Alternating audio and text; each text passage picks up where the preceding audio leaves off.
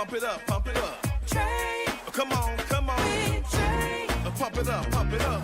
It's the day with Trae. This is the day to gain inspiration, to make a positive change in the nation. We're inviting you to partake in conversation, to raise your vibration. It's the day that we will all celebrate all of our peace that make this thing elevate. Watch the negative fade away, cause it's the day with Trae.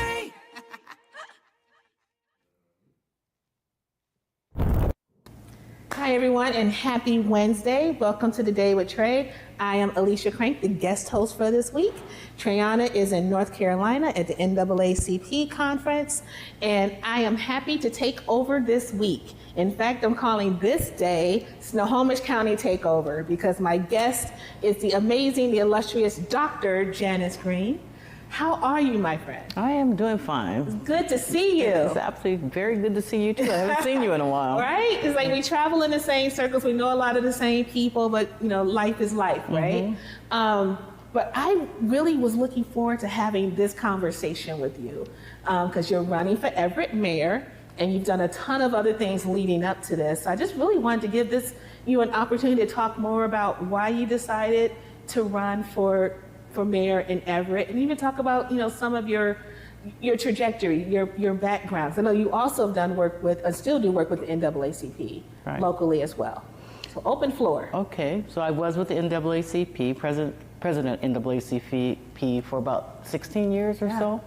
I stepped down because I was going to run for mayor, and I also stepped down from my other job, Women Business Enterprise Council Pacific. I was president and CEO of that organization as well. Right. And the reason I did this is because it seems like now is the time with so many things going on and impacting people. People need to step up and actually take care of the people in their cities, in their counties, just across the board. Yeah. As you know, I've been a real activist when it comes to civil rights, when it comes to making sure people have what they need. I've been worked in the community for years, and it just seems like all that converged at one time to make me ready to step up now. I think converge is the key word for today, right? Yes, We're going to converge. You know what? I talk more about what your experience has been. And so you were at Boeing. I was at Boeing. Yeah. I was at Boeing. So I started at Boeing on the factory floor in the wire shop, and that was an experience all in itself. I think that they hired me to try to fire me. It was one of those things where they were hiring through affirmative action and intentionally trying to dismiss people, but they weren't able to do that. So I moved into other positions. I did human resources for a while. I was a bench mechanic. I moved into that, and then Boeing said that they would pay for you to go to school. So good company benefit. They paid for my bachelor's, my master's, and my PhD. Wow. Okay, Boeing. Yeah, they did. Okay. It's, you know, you had to have a C or better average for the undergrad, and then when you moved into grad, you had to have a B or better. Otherwise, you had to pay it back. So that was a real incentive. Is it that's a motivating factor to make sure? But with that. You know, it was a good company to work for. So I moved into human resources for a while. I did EEO and diversity, and then I moved into procurement. And it started out as supply diversity, and then moved to economic development and business intelligence. And the job expanded over time so that I did international small business development. I did just across, I think, 4 or 5 continents, you know, like Australia, the UK, Canada, just across the board. So you have the kind of local to international aspect of community and business and decision making, and how that impacts more than just one particular group. Yes, in order for it to work, it impacts more than any one group, and all groups need to come together in order to make it work for everyone. So let's talk about representation up in Snohomish County. I know that one of the things I love about Converge is their focus on Black joy. And a lot of the things that we see and are invited to are usually like Seattle or maybe down in Tacoma, maybe some Spokane, but we're starting to kind of get a greater reputation kind of coming up into Snohomish County. In your opinion, what's it been like for Black people, Black and brown people in roles of leadership and community building within that area? I think as far as community building, the roles of the Black people in that area have been great. I mean, they've really put the effort in. They volunteered. They do history, culture, all of that. So I say the NAACP, Black Heritage Committee, Yes. all of them do a part and do that work. And you know, we really came together during COVID where we made Yes. sure that we can get the vaccine out to people of color and especially seniors. So we had to come together, and we came together as a community for that. So we have, of course, the 44th, where we have April Berg, John Lovick, and Brandy Donahue. Right. It's the only full Black contingent, I think, in the Exactly. state. Yes. And they've done great work. They do wonderful work in the community. And I mean, that's significant to have that all Black contingent in Snohomish County. In Snohomish County. Yes. And the thing I like about them is that they're out in the community, they're assisting, they're mentoring, they're talking, they're lifting everybody up, the whole community. So they've done an excellent job. In the county and in the city, I hear that we have, we've added more people of color and more Black people, but when you look at those organizations, you got to see where are the people that they've added. Are they at the top, or are they making in decision-making capacities, or are they in admin roles? So I think, I'm not going to say that how would I put it? I think what I would do is take a look at where people are, what type of decision-making ability they have, what they're being paid. All of Yes. those things come into practice, come into play. So unless you do an assessment, you can say, yes, we hired so many African Americans, so many women, or whatever, however you want to put it, whatever the demographic you're looking at. But until you do some deeper dives, you don't know what the real outcome is. Very true. So let's go back to your campaigns. This is the first time you've run for elected office. This is the first time I've run for elected office. I am it's the first time that I Yeah. run for elected office. Yeah.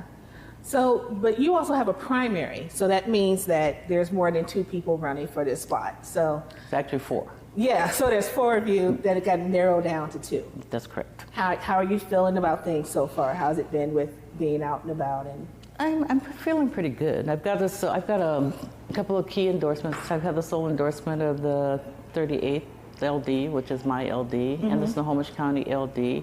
I do have endorsements from John Lubbock, April Berg, Brandy Donahue, and many of the, Strom Peterson. So I've got Strom, Megan Dunn. Yeah. So I've got real good community support, and I also have the support of Indivisible. Yeah. And so it's my campaign is more of a grassroots campaign. Yeah. It's gonna be people powered, because I'm not the one that has the large donors, but I feel pretty good about it, because I feel like people are behind me, and that we're gonna make it through just on people power.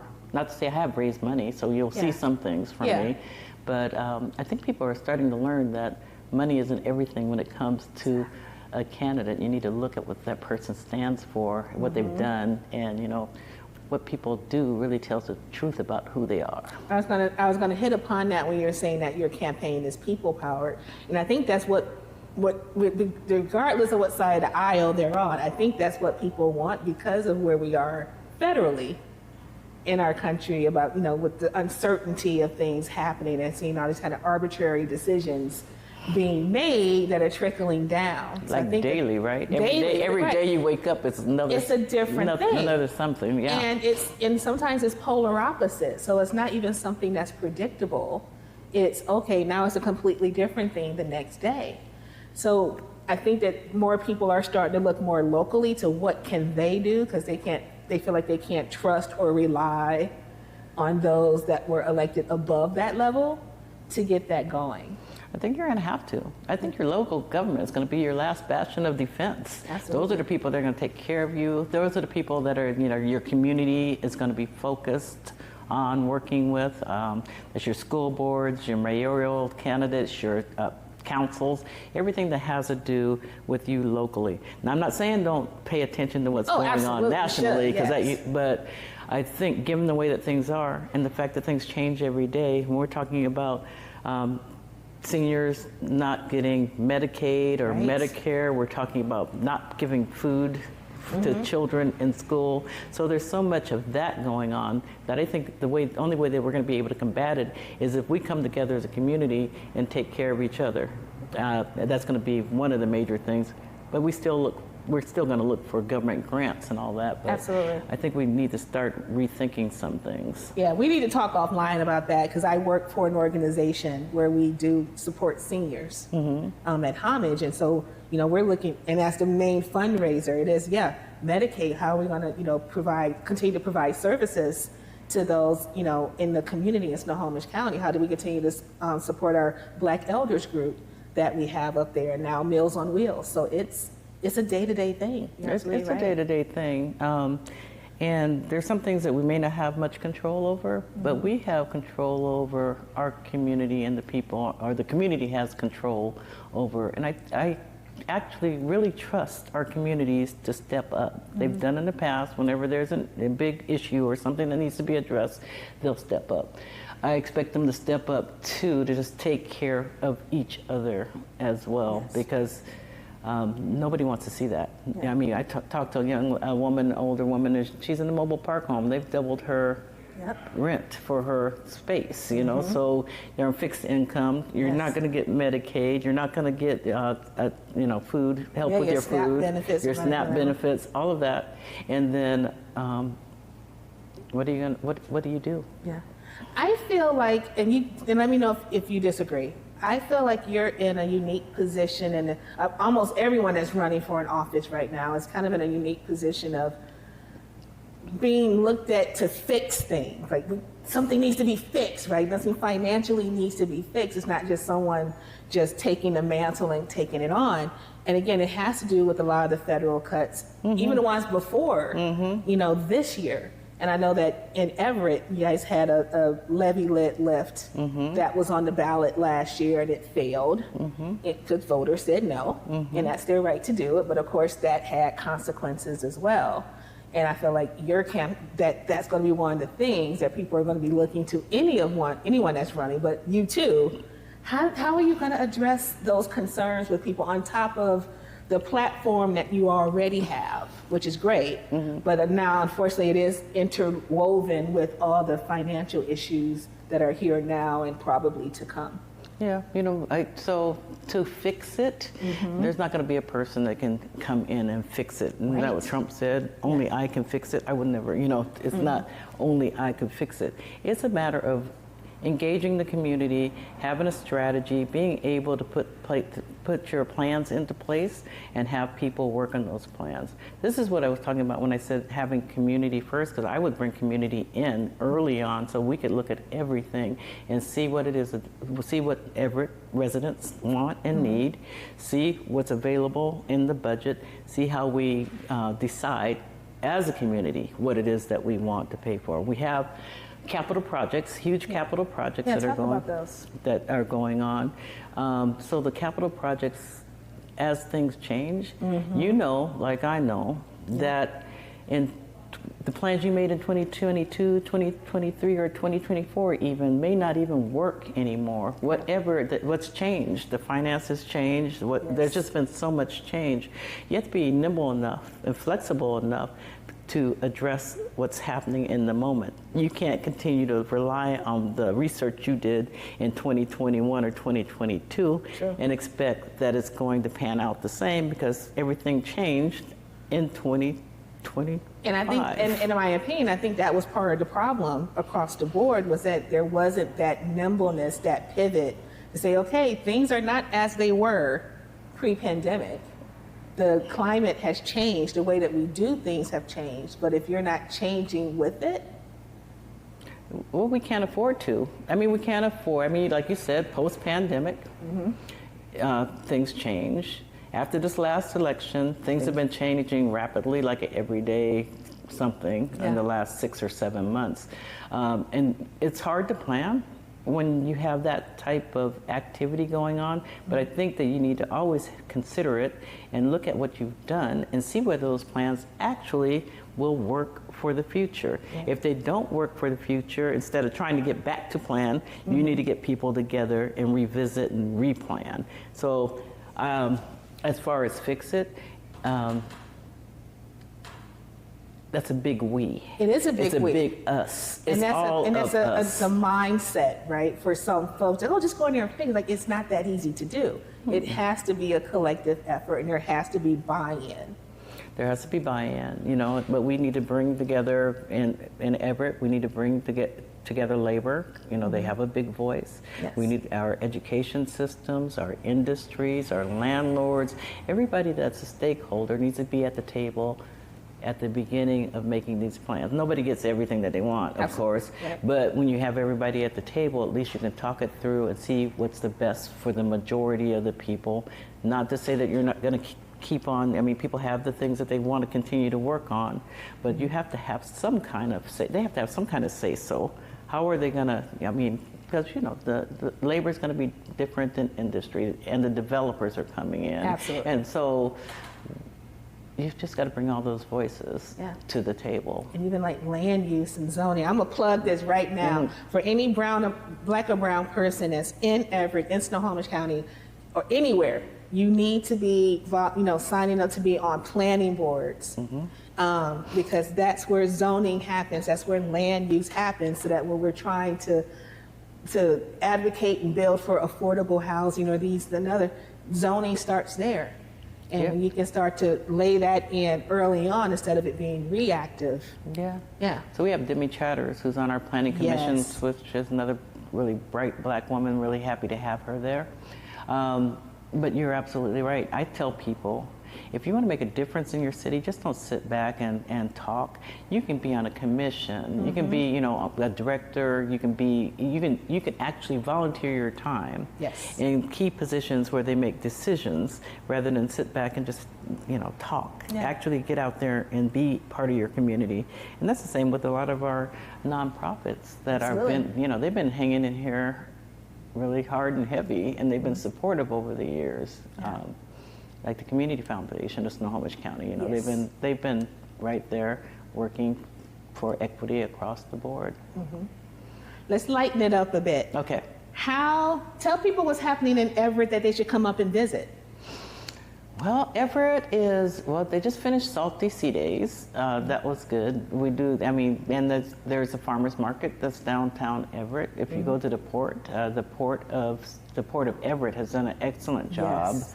refurbishing the port, and so there's walking spaces and water sprinklers, other things for children to do. So they've done a great job.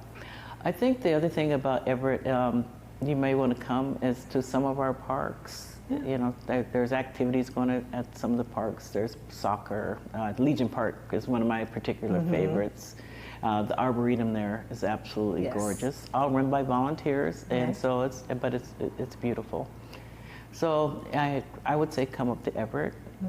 Dining's good, actually. Actually, very good. It's like- Actually, good foods. Yes. I try to go from place to place to place and try everything. So we have really good food. But I love that there seems to be more kind of community activities that bring everybody in. I mean, not just your MLK days, or Juneteenth was a big event that was happening up there. Now talk about Nubian Jam. if you Nubian can. Jam is coming up. Tell us about it. It's like the last 30 plus years. Davinique runs that. She's been there for a while. It started out with Maxine and Marilyn Quincy, who just passed. Yeah. And all of them, they started out over 30 years ago under leadership of Davinique and Button Reed, and she's been doing a wonderful job. So that's the Black Heritage Committee that I was talking about Yes. earlier. Yeah. They do the MLK, and they do also the Nubian Jam.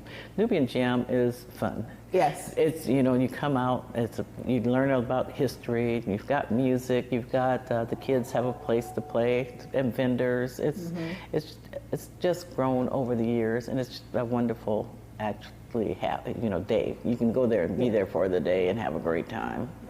So if you had 2 suggestions for people that are in Snohomish County to get involved in something, maybe one is like a planning commission and maybe another is about that Heritage Foundation, What advice would you give for someone that's like, okay, I want to volunteer, so I want to put my time and my talent into something? Where are a couple of places you feel like a person should start looking at to be able to volunteer their time or learn more?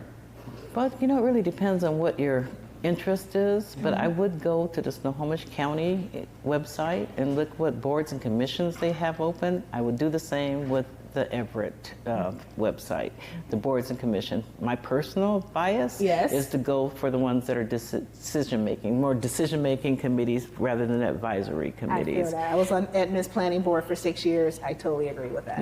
Advisory committees to me sometimes, they're nice and they may get some share information, but sometimes you work and work and work and you come up with a solution and then it was an advisory committee. It's like, okay, thank you very much for your input. But it's all about starting it off, right? Like just putting that toe in the water. Yeah, I was on a lot of advisory committees when I first started out.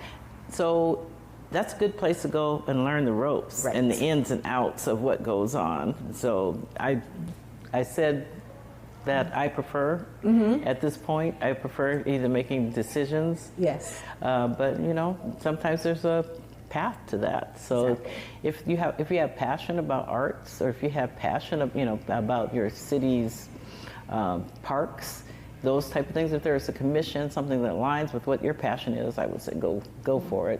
And just understand that if you're in an advisory position, it's advisory, and they may take your input. But either way, even if you don't get what you want, you've had the opportunity to educate. Sure. All right. Dr. Greene, thank you so much for carving out some time in your busy schedule, but I'm going to let you have the last word to that camera right there, and you can share how people can get more in touch with you, learn more about your campaign and your work in general. Well, thank you. It's been a real pleasure being here. My name is Janice Greene. I am running for Mayor of Everett. You can reach out to me at info@votegreen.com. That's VOTEGREENE.com. Or you can follow us on Facebook or look us up on our website, www.votegreen.com. There's a lot of information there, ways that you can volunteer, and if you send me an email, I will answer it. It may take me a day or two, but I will get back to you personally. Well, thank you so much, and we will be right back. When I had my first child, I didn't really understand the impact of my using until I gave birth to him.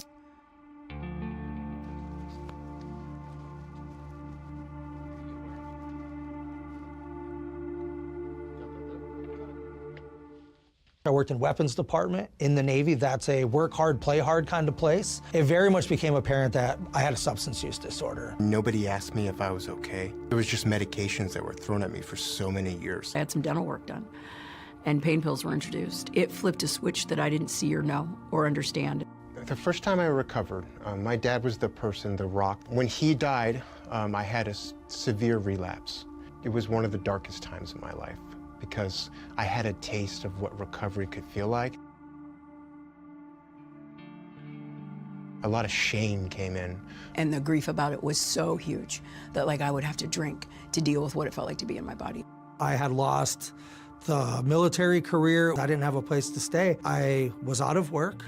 Seemingly overnight, I became a vehicle resident. And that continued to kind of escalate my use, is being afraid to ask for help. I tried multiple times to show up and be a parent to those kids, but I couldn't do the minimum. In my mind, they were safer where they were than they were with me. It does. It takes a village of support. It takes a village of resources. Getting all the things that kind of made me whole again happened because of the stabilization. There is no part of my sobriety that would be possible if it wouldn't have been with help from others. Every one of those people believed in my ability to live differently. Each one of those people along my journey has contributed to my success. Don't count us out. More people recover with support. Learn how you can help someone's recovery at supportaddictionrecovery.com. Hey, it's your girl, Carolina Sanchez, and The Nightcap is the late night show where no topic is off limits. Join me as we dive into the wild world of relationships, sex, and everything in between. From hilarious dating disasters to steamy secrets, you know we've got it all. We've got celebrity guests, expert advice, and a cocktail in hand. The Nightcap is your guilty pleasure. So grab your drink and tune in because the best stories start after dark. The Nightcap. New episodes weeknights at 10:30 or stream anytime on Fox Soul. All right, welcome back. So before we go, I have to make a special announcement. There was a ticket giveaway for the Masego concert that's happening this coming Saturday at Rimliger Farms in Carnation. So we have 3 winners that we are going to announce, and these are their Instagram handles, so apologies in advance if I mispronounce them. But Rosie Coley B, Amanda Dior, and Latanya Vicks. So congratulations, you have all won tickets for this Saturday's concert. I will see you there. So with that, thank you so much. Thanks, I'm glad that Dr. Greene was with us here today, and I'm looking forward to tomorrow, seeing you then. So take care, and we'll see you tomorrow.